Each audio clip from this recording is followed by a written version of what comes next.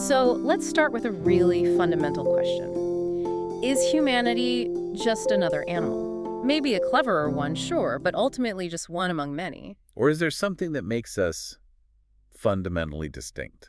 A real dividing line between us and the rest of nature? And maybe the most important part of that question is, does the answer actually matter? Does it change how we make laws, how we think about morality, how we govern ourselves? It's really the ultimate question of what's called philosophical anthropology. And today, we're diving deep into a classic work that tackles it head-on. Mortimer J. Adler's 1967 book, The Difference of Man and the Difference It Makes. Our mission here is to trace Adler's whole intellectual journey. He blends philosophy with hard science to try and resolve this one massive question. Right. Is the difference between humans and animals just a matter of degree, or is it a genuine difference in kind? Now, before we jump in, we should mention the format you're hearing. This is a new, in-depth approach we're trying out, an extended summary of the book. That's right. It's different from our previous review, which was a more focused analysis. This is a comprehensive overview. We're tracing the book's intellectual roots, the key arguments, and its impact. So if you find this expanded format helpful, please let us know. Your feedback really does help shape what we do in the future. Absolutely.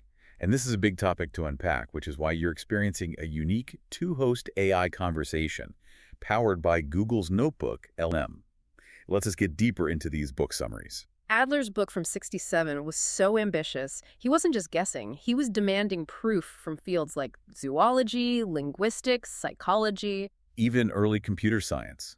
His whole investigation is trying to pin down whether we just have more of some capacity that animals also have, or if we have something radically new, something completely different. Okay, so let's start where he starts. Adler kicks things off by calling this a mixed question. What does he mean by that? Well, he basically says that for centuries you had philosophers arguing in circles and scientists just collecting data, but neither side could solve it alone. You need the philosophical clarity to define your terms, like what do we even mean by thought? But you also need the empirical data from science to test those ideas. Exactly. And that need for clarity leads him to the absolute foundation of his entire book. He realized people were arguing past each other because they didn't even agree on what the word difference means. So he creates a framework first, a set of distinctions. 4 crucial ones. And if you don't grasp this framework, the rest of the book's argument just won't make sense. All right, this sounds key. Let's break down those 4 distinctions. The first one's the easiest. It's differences in degree. It's purely quantitative. 2 things have the same quality, but one just has more of it. Like a cheetah and a house cat. Both have speed. The cheetah just has a much, much greater degree of it. Simple as that. Now, the second is apparent differences in kind. This one is a bit trickier. It's when you look at 2 things and you see no middle ground, no intermediaries, it looks like a clean break. But it might not be. Right. Adler warns that it could just be a hidden continuum. We just haven't found the missing links yet, so to speak. So it looks like a difference in kind, but it might not be. So we think that they're different categories, but maybe we're just missing some evidence that connects them. Precisely. Now, number 3 is where it gets really important. Superficial differences in kind. Okay. Here, you have an observable trait that seems totally unique. It looks like a categorical difference. But the underlying mechanism that causes it only differs in degree. Wait, hold on. That sounds like a contradiction. How can the result be a different kind, but the cause is just a different amount? Can you give an example? Think about a supercomputer. The calculations it can perform. I mean, the output seems radically different in kind from what a person can do with a pencil and paper. Right. It's doing something that seems impossible for a human. But if that supercomputer is still just running on binary logic 1s and 0s, the same basic principle, just billions of times faster and more complex, then the difference is superficial. The degree of complexity is so vast that it produces a difference in the kind of result you see. I see. So it looks like a whole new power, but it's really just a massive quantitative difference under the hood. You've got it. And that leads to the final and highest bar, a radical difference in kind. This must be what he's looking for in humans. This is the big one. It's when one being has a capacity that is simply not present at all in the other, no matter how much you scale up its other abilities. No amount of added complexity could ever produce it. That's a true, fundamental, categorical distinction. Okay, that framework is incredibly precise. So once he's established that, he turns to history, right? He points out that philosophers had argued this forever without getting anywhere. For millennia, they came up with every possible answer, but they had no empirical way to test their claims. It was all pure reason, which just led to a stalemate. And then Darwinism enters the scene and just shatters that stalemate. Completely. Adler looks at why Darwin concluded the humans differed only in degree, and it's baked right into the evolutionary framework. The idea of gradual, continuous change from common ancestors just naturally points toward quantitative differences, not radical breaks. It makes perfect sense. If everything evolves from a common source, the changes must be incremental. A radical new power would seem to come out of nowhere. Right. And then the science started trying to fill in those incremental steps. Adler reviews the fossil evidence from paleontology, showing the gradual physical changes, our bigger brains walking upright. And then came the lab research, the comparative psychology, the experiments in the 20th century trying to see how animal minds worked. Exactly. The work on problem solving and learning. Chimps stacking boxes to get a banana, rats in mazes. All this research was finding more and more sophisticated cognitive abilities in animals, which seemed to reinforce that everything was just on one long, continuous scale. But Adler doesn't stop there. Despite all that evidence for continuity, he pivots the whole argument to what he calls the single most critical empirical fact: human speech. This is where he finds a crack in that wall of continuity. It's the absolute hinge of the book. He argues that human language has features that you just don't find in any animal communication. Which are what, exactly? Well, animal communication is mostly signals about immediate states, danger, food, mating. Yeah. Human language has true syntax and what's called semantic productivity. We can create an infinite number of new sentences. But the crucial part, The abstraction. the ability to discuss things that aren't here, abstract concepts, things like justice or infinity or tomorrow. So what makes that ability so powerful? Why is that the key? Because it raises the pivotal issue. Does this unique language of ours point to genuinely conceptual thought, the ability to grasp abstract universals? Or is it just a really, really fancy form of perceptual processing? That's the core of it. The difference between seeing a specific chair in front of you, that's perception, and understanding the abstract concept of chairness that applies to all chairs everywhere. Precisely.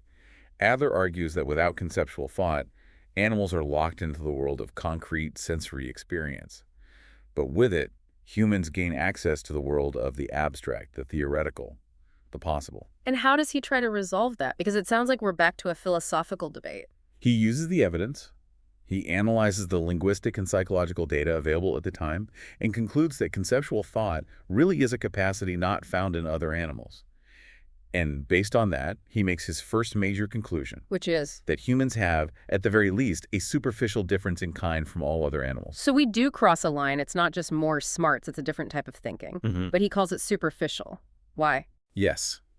Based on the evidence he had, it had to be called superficial because he couldn't rule out the possibility that our unique brain, its massive size and complexity, which is a quantitative difference, is the sole cause of that conceptual thought. That kind of rigorous synthesis, blending philosophy and science, is exactly what we aim for here.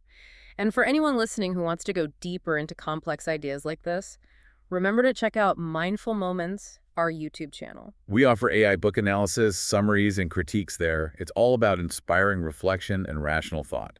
It's also a great resource for aspiring authors looking to sharpen their own arguments. So back to Adler. He's established a superficial difference, but that's not the end of the road for him, is it? Not at all. That wasn't enough. He had to know if the difference was radical. And to answer that, you have to move from the empirical evidence into the realm of metaphysics. This is where we get to the final unresolved issue. Is that difference superficial, or is it radical? And you can't answer that without tackling the mind-body problem. Why? Why can't we just be content with the observable difference in our language and thought? Because the answer determines which of those four categories of difference truly applies.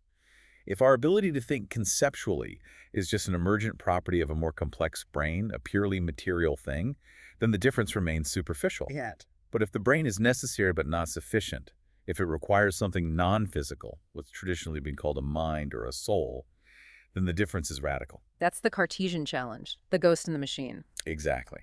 And Adler traces this challenge right up to the modern day, or his modern day, with the rise of computer science and Alan Turing. He argues that the ultimate test of materialism would be if a purely physical, man-made machine could ever demonstrate true conceptual thought.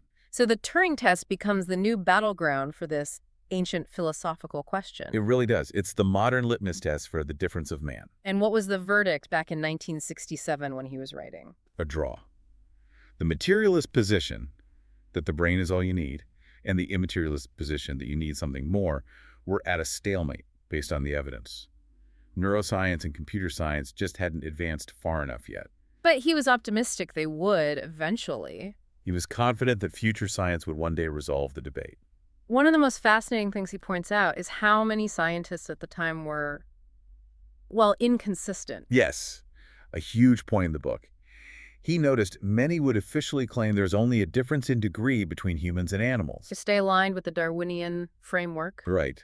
But then, when describing things like human art or ethics or mathematics, they would implicitly use language that described a difference in kind, a radical leap. And he didn't think this was dishonest, just imprecise. He chalked it up to conceptual imprecision. They just weren't using his 4 categories. They were failing to define their terms, which led them to contradict themselves without even realizing it. And Adler is very clear that this isn't just some abstract academic game. He insists the answer has real, tangible consequences for everyone. The consequences are profound. He gets into the ethical stakes, and they are incredibly high. How so? Well, he argues that if humans differ only superficially, if our unique abilities are just a fluke of a more complex brain, then the moral line between a person and a thing starts to get blurry.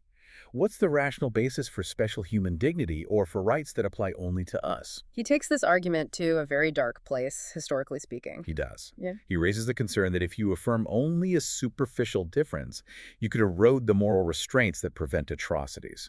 He specifically references the danger of treating human beings as mere animals, pointing to the ideology of Nazi Germany as a chilling example. So his point is that our philosophical ideas about human nature aren't separate from our political and ethical actions. They're deeply connected. The theory shapes the practice. The definition shapes the policy. So to sum up Adler's whole argument, he forces us to first define our terms, to be rigorous. Yes, with those 4 modes of difference. Then, based on the evidence from language and thought, he concludes we have at least a superficial difference in kind. And whether that difference is actually radical, that all hangs on the future of science resolving the mind-body problem. Which leaves us with a provocative thought for today.